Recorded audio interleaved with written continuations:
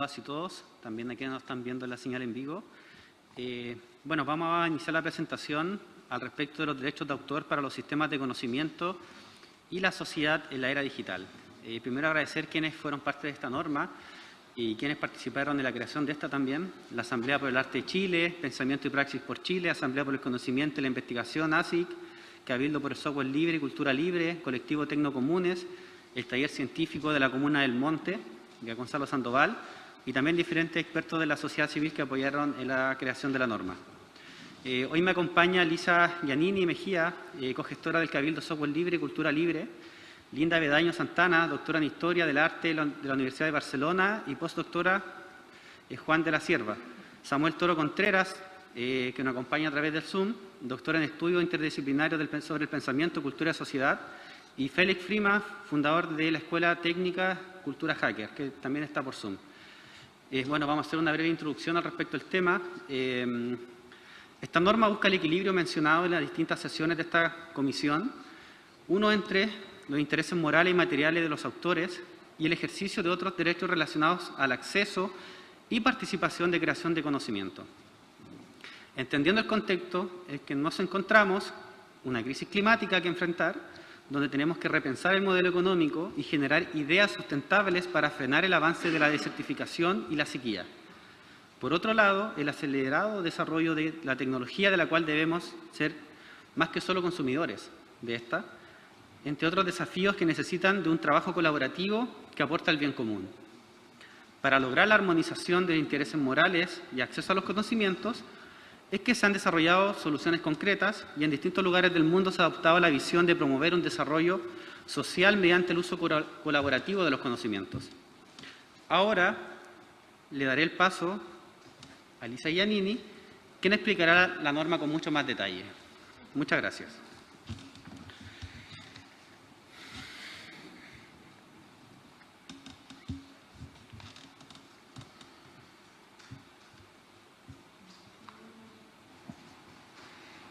Bueno, muy buenos días a todos y todas.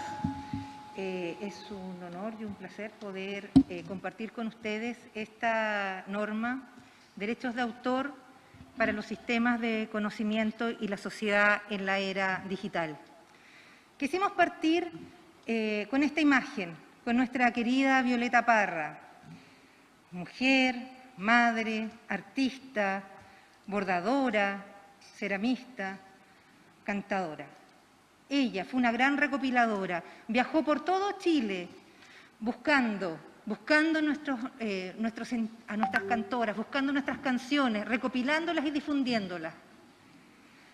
Murió sola, abandonada, sin los resguardos que necesitaba su creatividad. Ella, la gran recopiladora, como lo fue Víctor Jara o la gran Margot Loyola. Partimos con ella porque, efectivamente, como se ha presentado en otros minutos en esta sala, es importante reconocer los derechos autorales de nuestros creadores y de nuestros pensadores.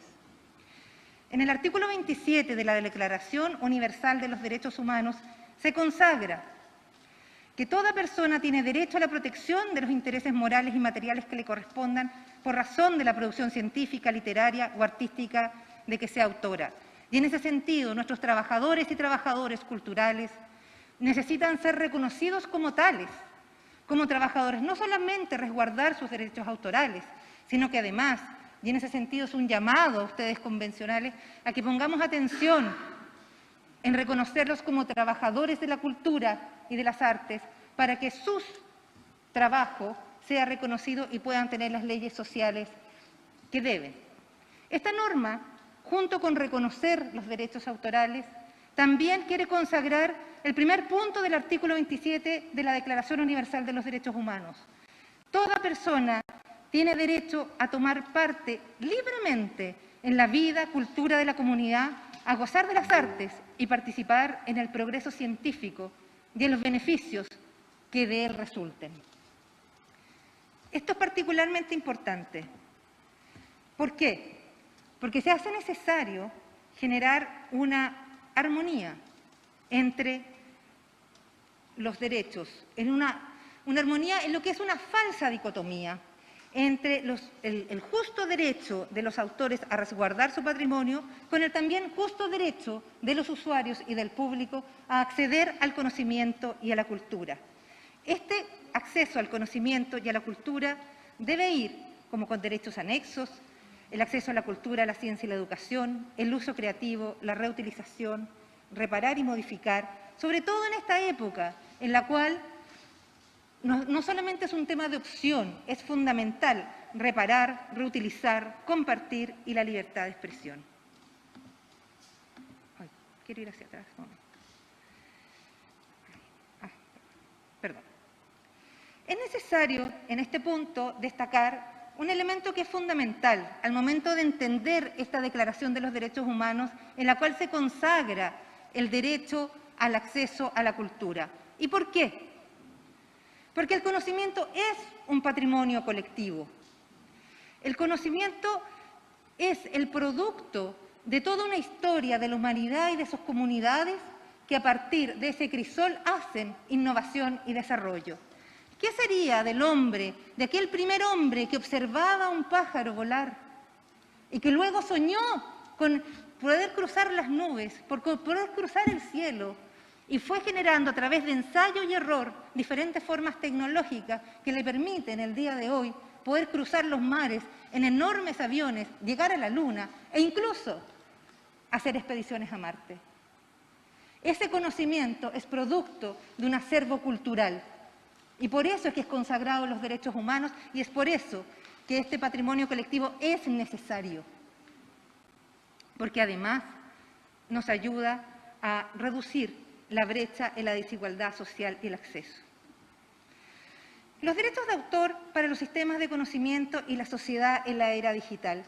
Dicho entonces que es importante consagrar los derechos autorales y obviamente los derechos de los trabajadores de las artes y la cultura, y que es importante reconocer el patrimonio y el conocimiento como un elemento colectivo, entonces, ¿qué es lo que nos pasa hoy día en la era digital? Miles de millones de datos circulan diariamente a través de los aparatos tecnológicos.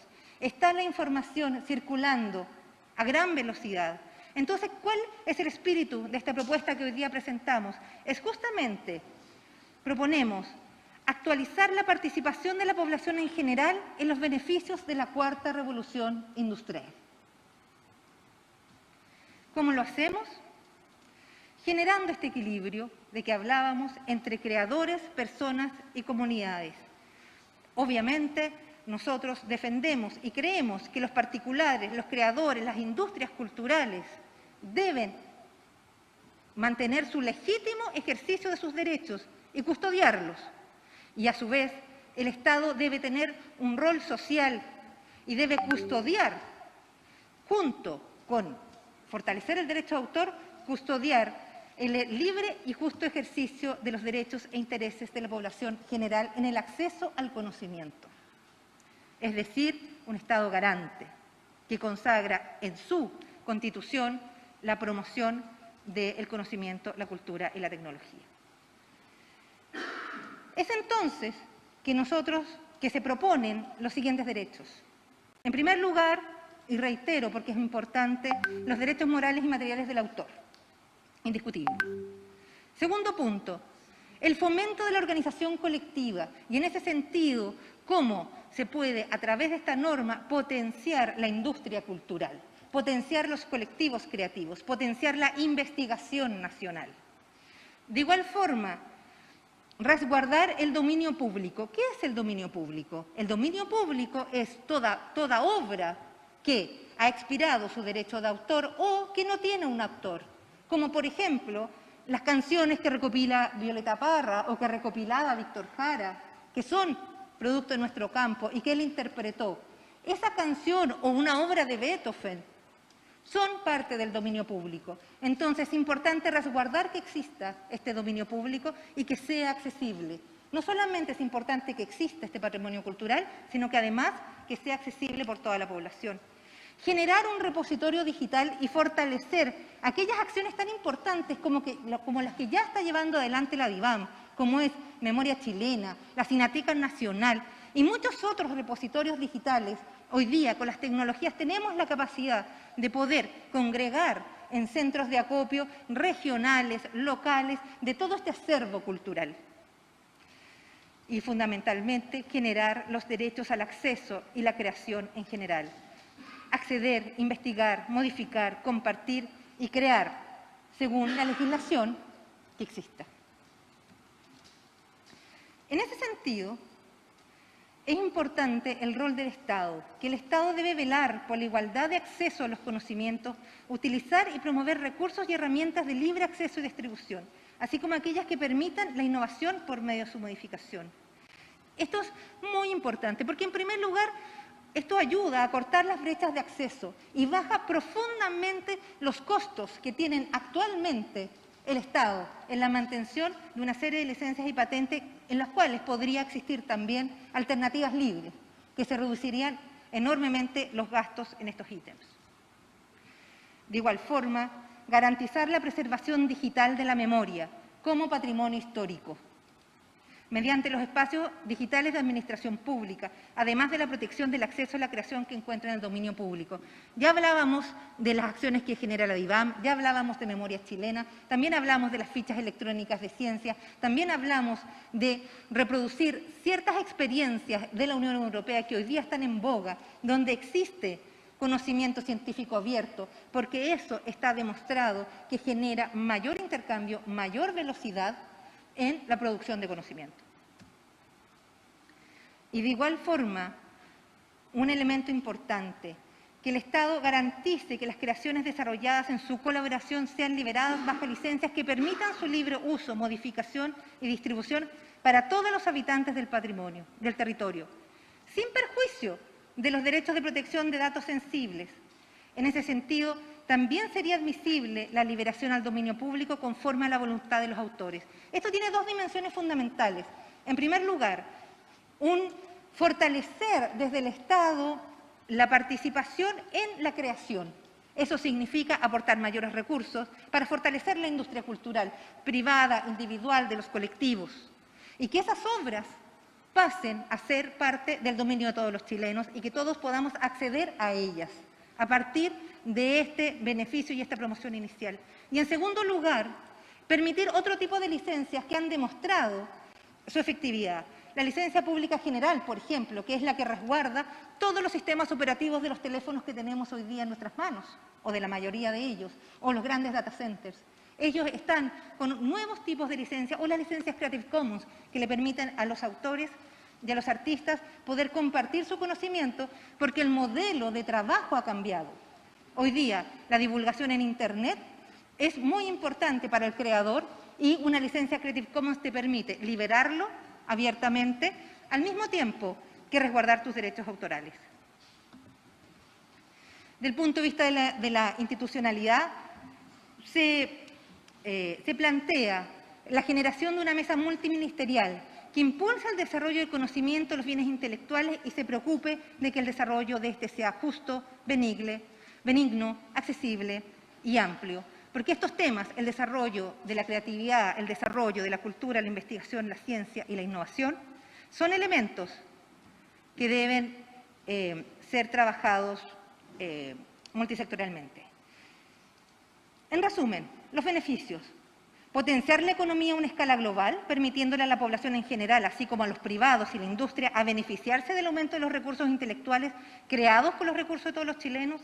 Disminuir las brechas sociales y el acceso a la cultura, aumentar la sostenibilidad del Estado al bajar sus costos fijos, promover la colaboración, defender los derechos de todos los chilenos, potenciando el crecimiento de la industria cultural, incrementando el financiamiento, promoción de las ciencias, la arte y la investigación, fomentando la posibilidad de libertad y de creación y sumándose al derecho moral de esta norma, potenciándolo y aumentándolo. Para cerrar esta intervención, quisimos citar a otro gran divulgador, a Carl Sagan, que nos decía: los monjes de Canterbury, por allá por el año 1170, anotaron fielmente un impacto en la Luna.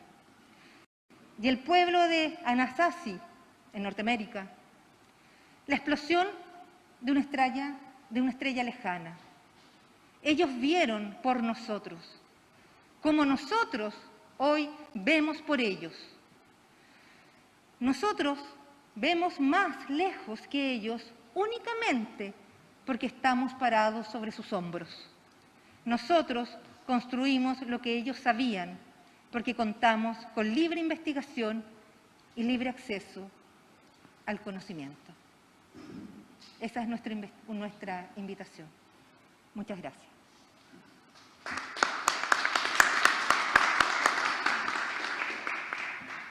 Muchas gracias por la presentación de esta norma, que está caratulada con el número 420-7. Abrimos entonces espacio para comentarios, reflexiones, preguntas.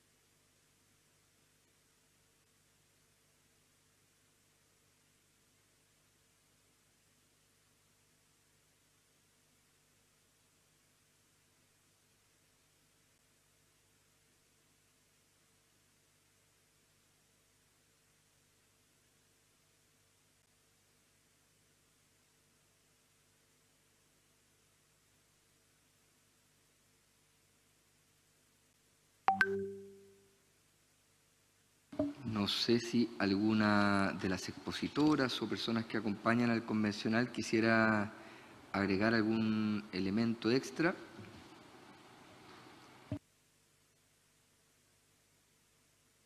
Por supuesto. Félix, ¿tú quisieras comentar? ¿No? Félix. Si lo desean, puedo complementar. Bueno, vemos que esta norma es muy importante en el sentido de que genera algunas innovaciones importantes. Primero que nada, el repositorio digital. El repositorio digital es algo relevante, muy relevante, a la hora de tener un espacio consagrado donde los autores puedan compartir sus materiales y donde la gente pueda acceder al conocimiento colectivo, como el dominio público y las obras que han sido liberadas. Así como el acervo cultural histórico, ¿cierto? La memoria de la nación. Otra innovación importante sería la promoción de la igualdad de acceso al conocimiento, ¿cierto? Mediante la utilización preferente de herramientas libres o de recursos libres en general de parte del Estado. Y esto tiene beneficios como reducir la brecha, ¿cierto? La brecha social. Y también permite que el Estado sea más sostenible en el tiempo.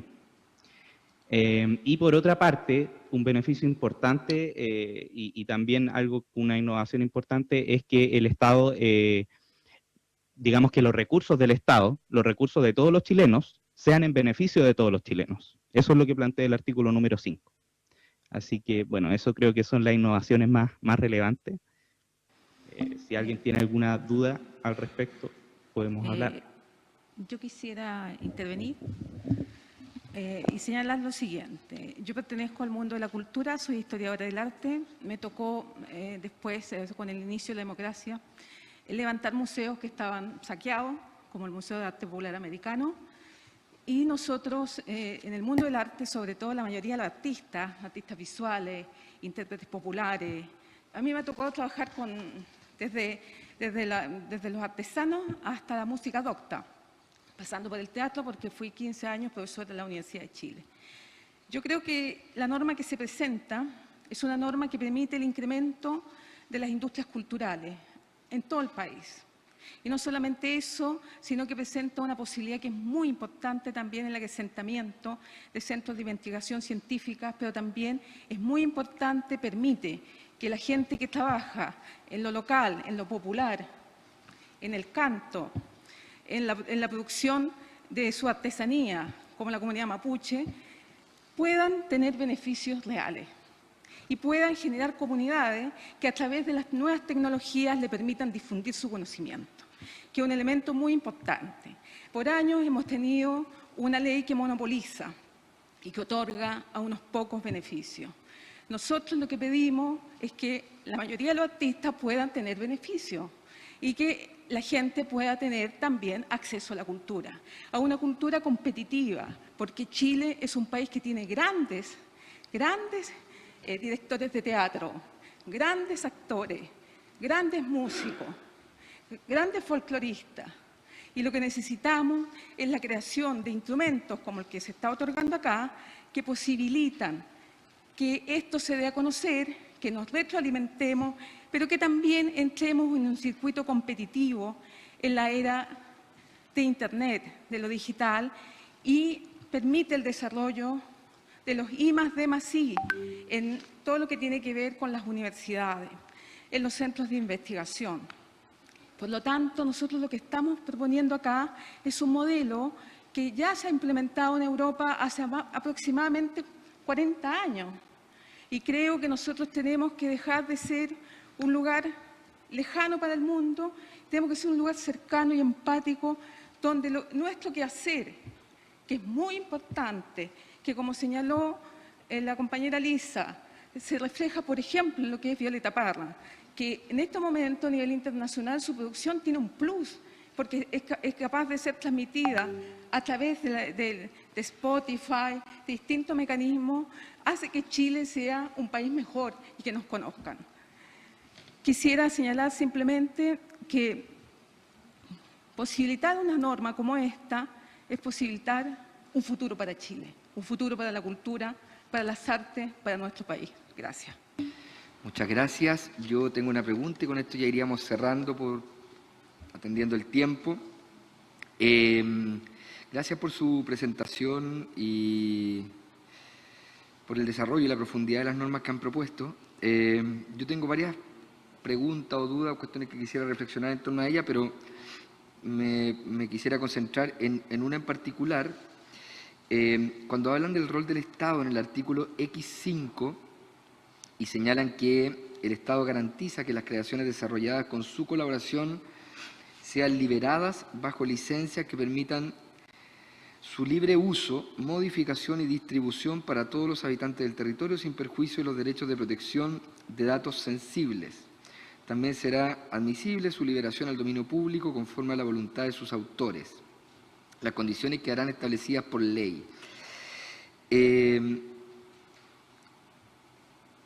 Yo me pregunto, y cómo me gustaría saber cómo lo ven ustedes, como dos elementos de ello, ¿no? Me da la idea que cuando hablan que creaciones desarrolladas con la colaboración del Estado, sabemos que muchas de las investigaciones científicas, de las creaciones artísticas, cuentan con financiamientos múltiples, ¿no? Es decir, uno tiene de pronto un 10%, un 15%, un 20% del apoyo del Estado. En el caso de una película, tienes apoyo para una etapa, la preproducción, qué sé yo, la postproducción. Ustedes están pensando que ese aporte ya generaría, digamos, a nivel constitucional, una obligatoriedad de liberación de las licencias para el libre uso. Eso por un lado. Y quisiera saber cómo dialoga aquello entonces con los derechos de autor, ¿no? De los creadores, porque tal como está anunciada la norma, y a lo mejor hay una cosa de interpretación mía, me da la idea de que hay una suerte de pérdida de derechos de autor por existir una participación que además no está señalada en qué envergadura, digamos, de aportes públicos. ¿Sí? Bueno, gracias por la pregunta. En ningún punto existe pérdida del derecho de autor. O sea, esta norma consagra en su primera declaración los derechos autorales y patrimoniales de los autores como un derecho. Perdón, no se le escucha muy bien. Si puede acercar un poquito más el micrófono.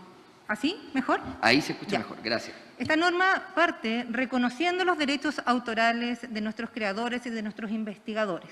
Lo que se plantea en ese término es que justamente cuando exista financiamiento del Estado, debe existir también un acceso de todos los chilenos a esa obra y a esa creación. Obviamente, en correspondencia a los porcentajes de participación. Y eso es algo negociable y algo que el legislador tendrá que establecer en cuanto a las limitaciones. Pero sí es importante que el Estado participe activamente en la promoción de la cultura y en la generación de nueva gestación cultural, pero que a su vez todos los chilenos quienes somos parte de este Estado también podamos participar y acceder a la cultura. Y en ese sentido ya existen experiencias sumamente utilizadas, como por ejemplo con respecto al Fondart, donde efectivamente el Fondart financia una parte de la obra y los creadores tienen entonces que hacer, por ejemplo, presentaciones públicas, abiertas, sin cobrar entrada, por ejemplo. Eso es lo que pretende esta norma. Y conjuntamente con eso, cuando hablamos del tema de la posibilidad de licenciamiento, es justamente para darle un rango a otro tipo de licencias que sí son una necesidad, como es el tema del Creative Commons. Porque efectivamente lo que los autores y lo que los creadores necesitan y necesitamos es difusión, es promoción, es que no se nos resguarden nuestros derechos de autor cuando promocionamos libremente, por ejemplo, en Internet.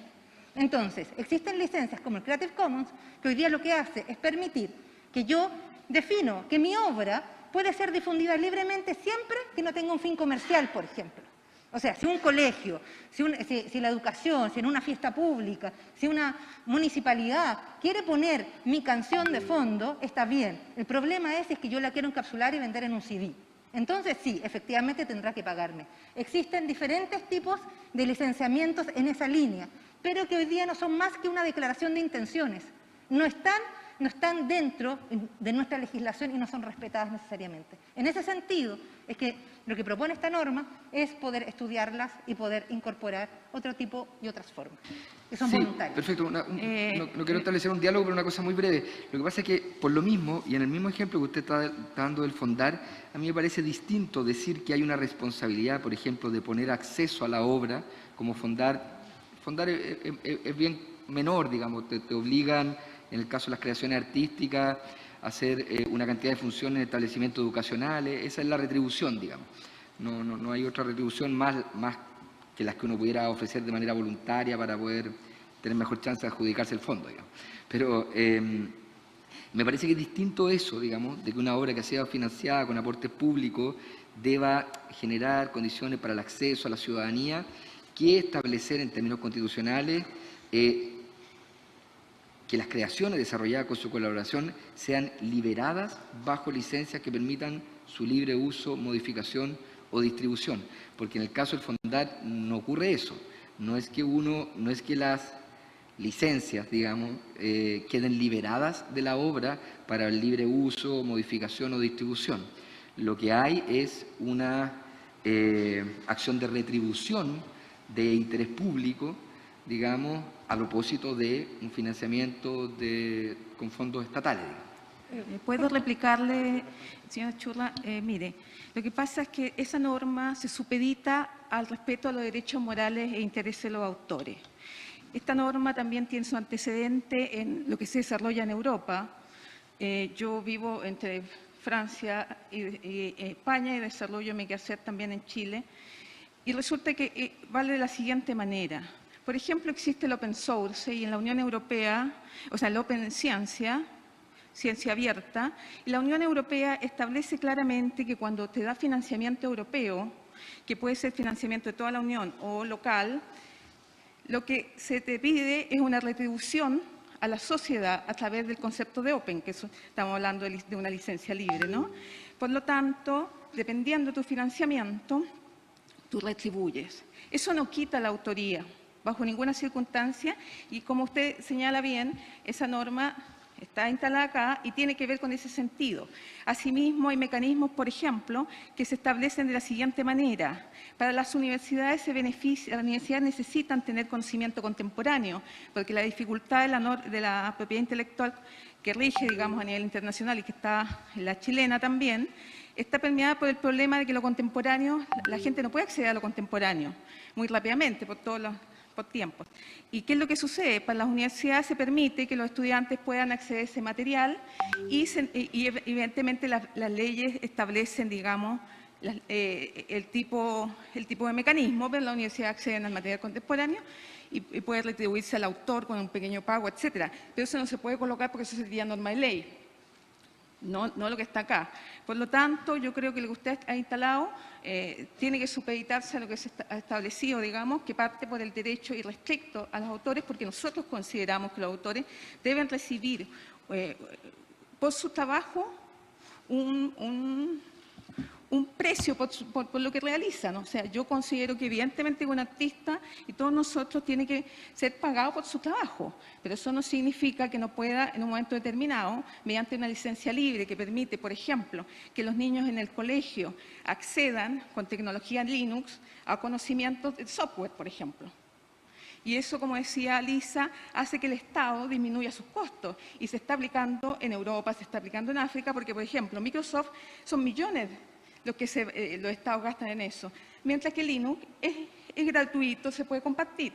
Además, las licencias libres no son todas gratuitas. Se pueden pagar muchas veces y se está establecido ahí y reconocen los autores. Cuando nosotros hablamos de la licencia GNU Linux en software, el padre es Stallman y nosotros conocemos los autores porque además se deja la huella.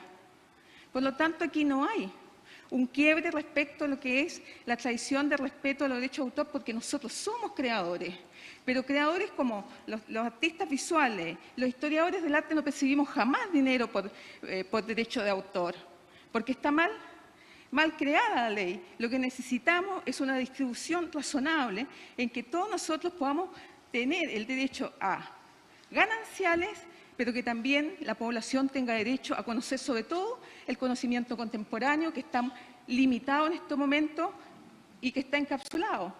Qué maravilloso sería conocer a nuestros actores que producen en distintos lugares de Chile y que la gente pudiese decir que maravilloso como ocurre en España, resulta que es de Linares y existe tal grupo y ese grupo tuviera un teatro.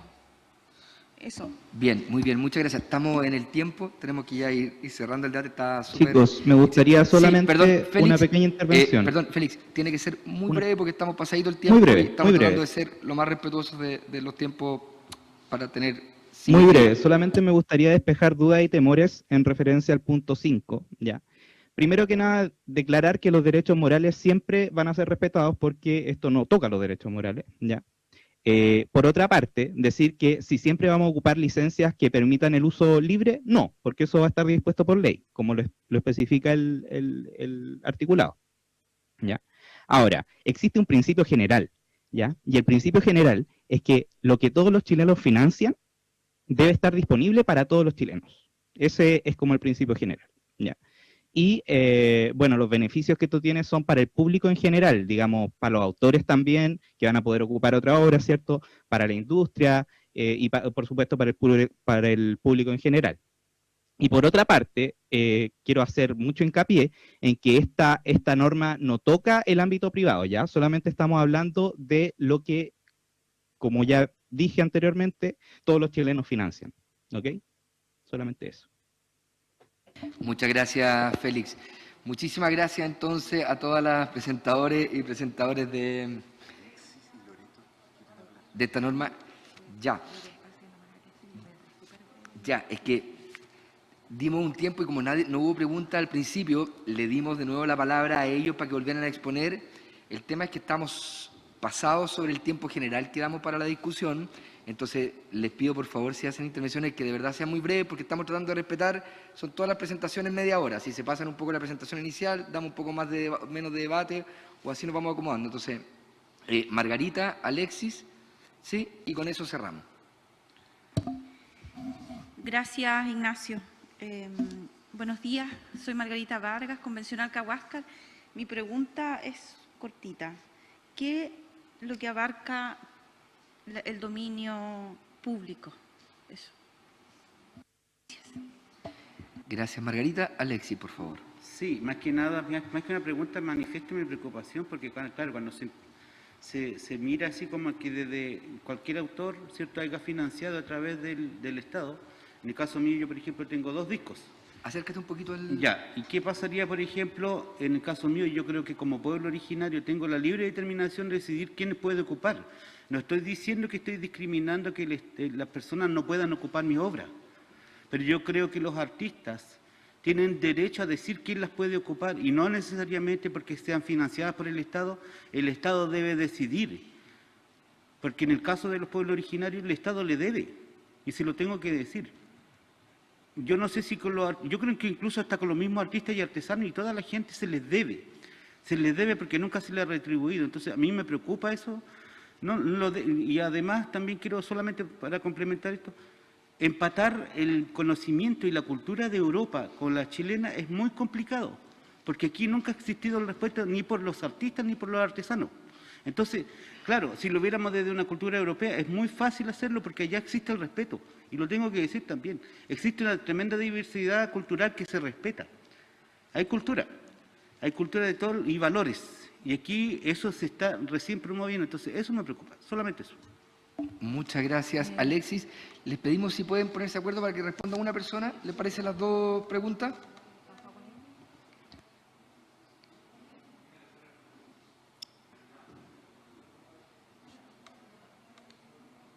Chiquillo, aviso. Yo creo que puedo responder la de derecho de autor. Yo puedo responder la del compañero acá que está de pueblos Ya, originarios. entonces, Perdón, la de dominio público. Perdón, entonces, ¿con qué partimos? Ahí está la pregunta de Margarita sobre el... Sobre el dominio público. Ya, sobre dominio público, comienza usted, Félix. Gracias. Listo. Bien, el dominio público es una obra que no tiene derechos patrimoniales o materiales de autor, pero sí tiene derechos morales, o podría tener, si es que no tiene, si es que solamente no se conoce el autor, ¿cierto? Entonces, una obra intelectual bajo dominio público es una que no tiene derechos patrimoniales o morales de autor, ya sea porque nunca estuvo protegido, o porque su protección expiró, o porque el autor lo cedió al dominio público, ¿ya? Las obras bajo dominio público, por cierto, pueden ser utilizadas como base para nuevos trabajos intelectuales, sujetos a derechos de autor. Muchas gracias. Y entonces vamos con la respuesta a la pregunta de Alexis Caiguán. Yo quisiera señalar que yo, bueno, por ejemplo, he trabajado muchísimos años con pueblos originarios. De hecho, trabajé 15 años en la Universidad de Chile. No sé, ¿me escucha? Vale, disculpen, es que esto es un poquito asfixiante, digamos.